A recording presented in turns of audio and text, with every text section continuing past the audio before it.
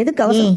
என்னடா ஏன் இவ்வளவு தடுமாற்றம்? நீ வா, ஒரு நிமிஷம் உள்ள வா சொல்றேன். வா டேய், வாடான்னு சொல்றல, வா உள்ள வா. போடா ஆத்தா கூப்பிடல, தங்கி தங்கி நின்னு. டேய், கடை தொடங்குறதுல உனக்கு என்னடா பிரச்சனை? அது வந்து ஆத்தா, வருஷ கணக்குல நான் அக்கா வீட்டுல தானே இருந்துகிட்டு இருக்கேன். மச்சான் கடையில தானே வேலை பார்த்துக்கிட்டு இருக்கேன். எனக்கு வேணுங்கிறது நல்லது கெட்டது எல்லாமே அவங்க தானே பாத்துக்கிட்டாங்க. என் கல்யாணத்துக்கு கூட அவங்க தானே பொண்ணு பார்த்தாங்க. இப்ப நான் திடீர்னு போய் இனிமே எல்லா விஷயம் என் அண்ணனுக்கு தான் பாத்துப்பாங்கன்னு நான் எப்படி ஆத்தா சொல்ல முடியும்? டேய் டேய் டேய் டேய், பொண்ணு பார்த்த விஷயத்துக்கே நானும் வரேன். அவங்கதான் பொண்ணு பார்த்தாங்க, ஆனா எதுவுமே சரியா அமையலையே. கடைசியில உங்க அண்ணனுக்கு பார்த்த பொண்ணு தானே நீ கல்யாணம் பண்ணிக்கிட்ட. ஏன் அவங்க ஒத்துக்கலையா? சுகன்யாவா உங்க வீட்டுல ஒருத்தையே அவங்க ஏத்துட்டாங்களா இல்லையா? அதெல்லாம் ஏத்துக்கிட்டாங்க. அப்புறம் என்ன? அதே மாதிரி இப்பவும் அவங்க புரிஞ்சுப்பாங்க. இத பாரு பழனி, நீ அக்கா மாமான்னு அவங்கள சார்ந்தே பழகிட்ட.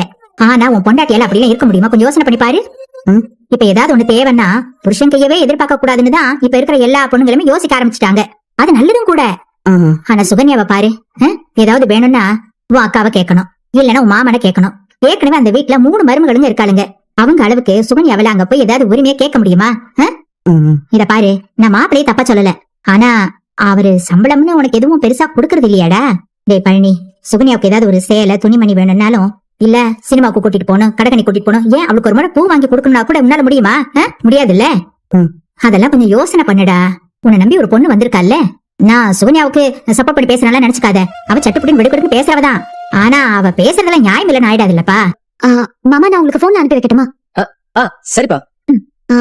மாமா, எங்ககிட்டயும் இல்ல, எங்க 2 பேரையும் நான் உங்க போனுக்கு அனுப்பிடுறேன். சரிப்பா.